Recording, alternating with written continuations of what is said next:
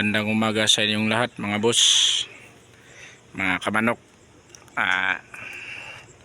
Ang ganda ng sikat ng araw ngayon. Update ko lang kayo mga kamanok sa aking mga alaga mga boss. So ito mga boss,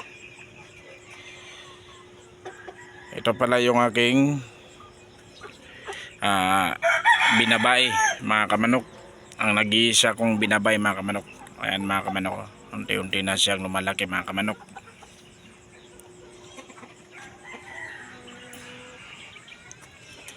So ito din ang aking asil. Ayan, malaki na. Ito yung sinishare ko sa inyo nung maliit pa. Nabili ko nung sisiyo pa ito mga kamanok. Ito mga kamanok, nasa 6 month old na ito mga kamanok. Malaki na. Ayan. So, sana pag ito ay lumaban na ay maganda ang kanyang maipakita nga galing. Yan mga kamanok. So ito din yung aking bulik mga kamanok. Ayan, kung napapansin niyo mga kamanok, may tama siya. May mga sugat siya sa kanyang mukha. Ayan. Kasi galing pa ito sa nilaban ko kasi ito mga kamanok, pero natalo. Wala tayong magagawa, ganyan talaga. Minsan nanalo at minsan natatalo din. So hindi palaging panalo yung ating mga laban. So may oras talaga na tayo ay natatalo. So ang kanyang nakalaban mga kamanok ay matibay, malakas, at saka mas malaki pa sa kanya. So ang record nito mga kamanok ay dalawang panalo, isang talo. So ayan mga kamanok. Ngayon ko lang ito napakain mga kamanok simula nung nilaban ko ito. At dalawang araw hindi ko pinakain, ngayon ikatatlong araw ngayon ko lang napakain mga kamanok. Ayan. So nakaka-recover na siya mga kamanok. Ayan. So ito din yung mga iba kong mga lalaki nga mga samo, baga mga stag. Ito yung aking talisayin mga kamanok.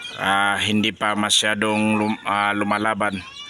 Saka iwan ko ba dito mga kamanok, dahil nung sisyo pa to ay napakaamo sa akin. Pero ngayon malaki na, ay biglang mahirap na hulihin. Ayan iwan ko. Nagkasakit din ito mga kamanok, yung parang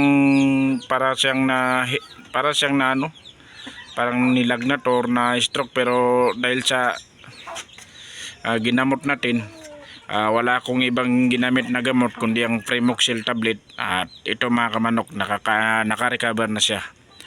Pero yun na nga, biglang nawala yung pagka-maamo niya sa akin, at minsan mahirap ulit pag napapalabas ko siya sa kanyang kulungan, o kahit nasa kulungan siya. Ayan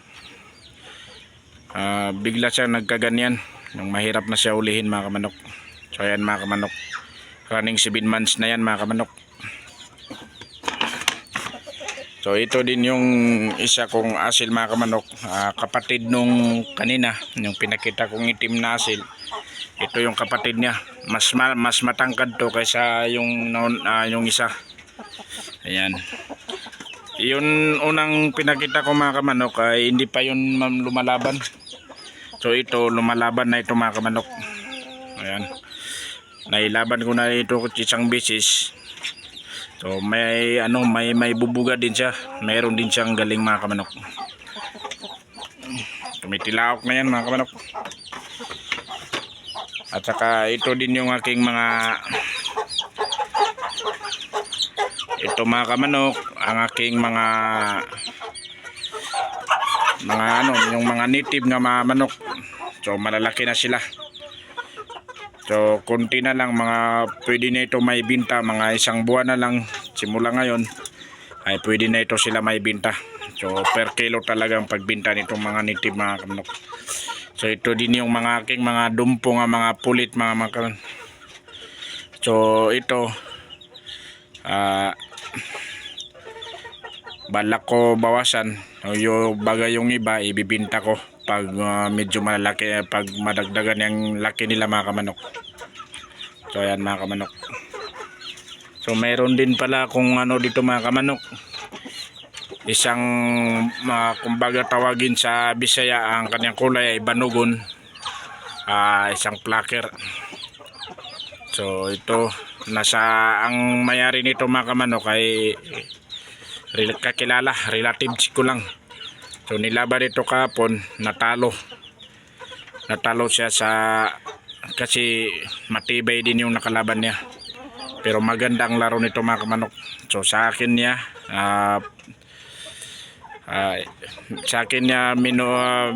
pinapalaga niya sa akin ito mga kamanok. So kasi ang plano namin dito ay breeding. Pag gumaling na ito, i-breeding namin ito mga kamanok. Kasi maganda yung laro niya. Natalo lang siya talaga kahapon dahil sa tibay ng kaniyang kalaban.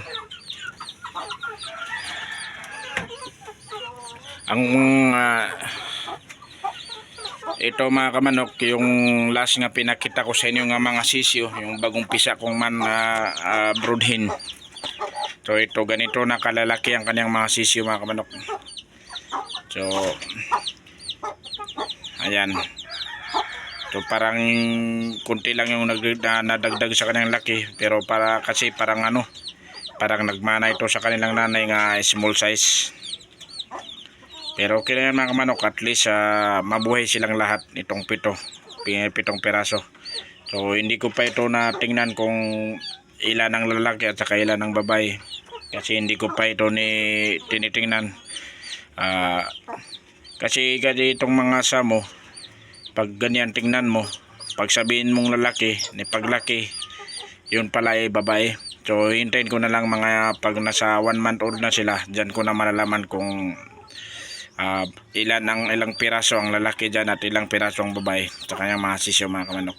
So ayan mga kamanok, yung pinapainom ko sa kanila ay Vitamin Pro nga powder mga kamanok.